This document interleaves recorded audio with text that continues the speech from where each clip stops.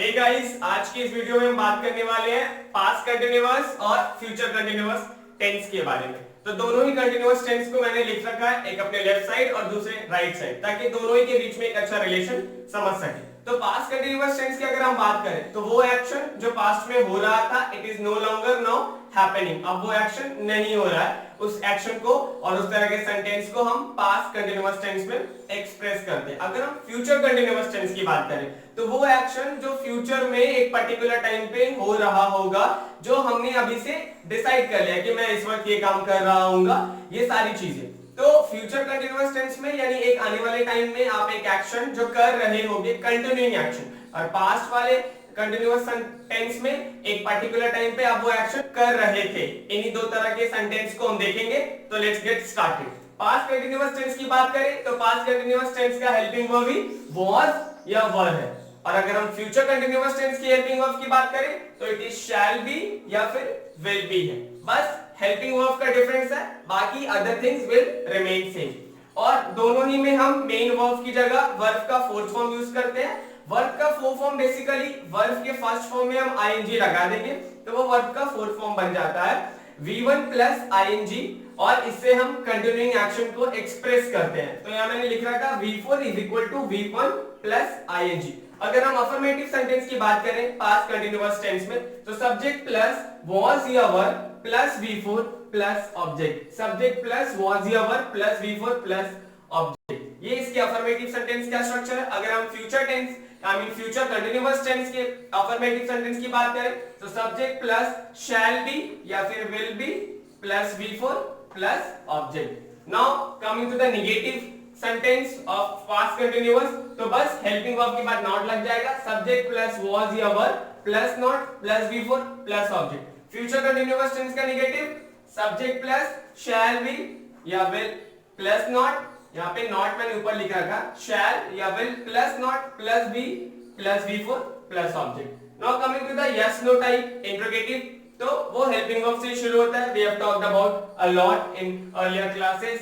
Was या were plus subject plus V4 plus object, यानी helping verb was या were plus subject plus V4 plus object. Now this one future continuous tense, तो shall या will plus subject plus be plus V4 plus object, and the last one is interrogative, WH word interrogative sentence। तो इस वाले में अगर हम देखें तो ये स्टार्ट ही WH word से हो रहा है, WH word plus was या were plus subject plus V4 plus object, and now this one future continuous tense, WH word plus shall plus will plus subject plus be plus V4 and plus object. तो हमने देखा इन दोनों ही sentence में सिर्फ helping verb का फर्क था और बाकी सारी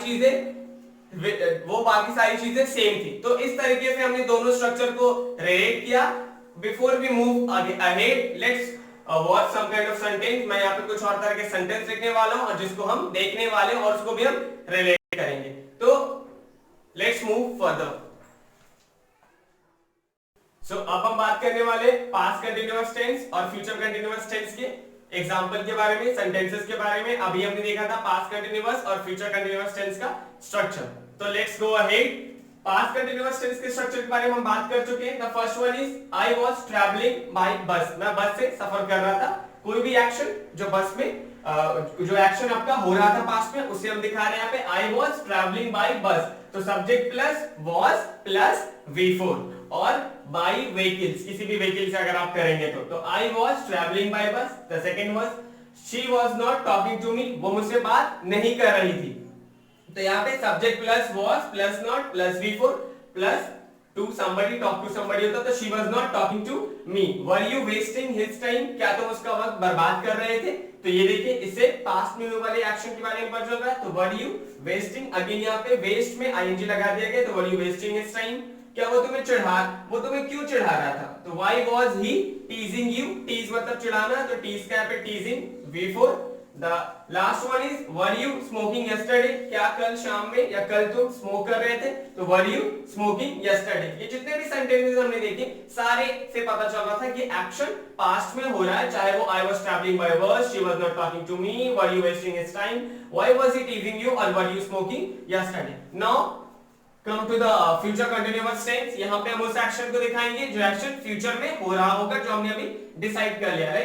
कल दिन भर बारिश होती रहेगी या फिर दिन भर बारिश होती रहेगी। अगर आप कल चाहे लिखो या लिखो, मैंने तो ऐसे लिखा नहीं, it will be raining all day long, दिन भर बारिश होती रहेगी। मौसम विभाग ने प्रेडिक्ट किया है, भविष्यवाणी की कि शायद दिन भर बारिश होती रहेगी। तो it will be raining all day long, ये फ्यूचर में होने वाला एक्शन है और कंटिन्यूइंग एक्शन है। द सेकंड वन इज, आप डिसाइड कर रहे हो कि आप कल कहीं घूमने जाओगे या वाटर पार्क जाओगे, तो कल मैं इस वक्त वाटर पार्क में एंजॉय कर रहा हूँ, तो this time tomorrow I will be enjoying in the water park. This time tomorrow I will be enjoying in the water park. The third sentence is, लोग क्या सोच रहे होंगे, what will people be thinking, and the last one is, he will be having dinner. बहुत बार बोलते हैं उसे call मत करो, वो खाना खा रहा होगा। तो मतलब हम सोचे कि उस वक्त फ्यूचर में वो एक्शन कर रहा होगा, तो he will be having dinner। तो दोनों तरह के सेंटेंस देखे और दोनों ही तरह के कंटीन्यूअस टेंस के स्ट्रक्चर भी देखे हमने, तो आपको समझ में आया होगा। और डिस्क्रिप्शन में मैं दोनों ही सेंटेंसेस से रिलेटेड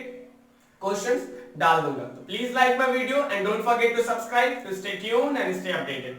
थैंक्स फॉर वॉचिंग।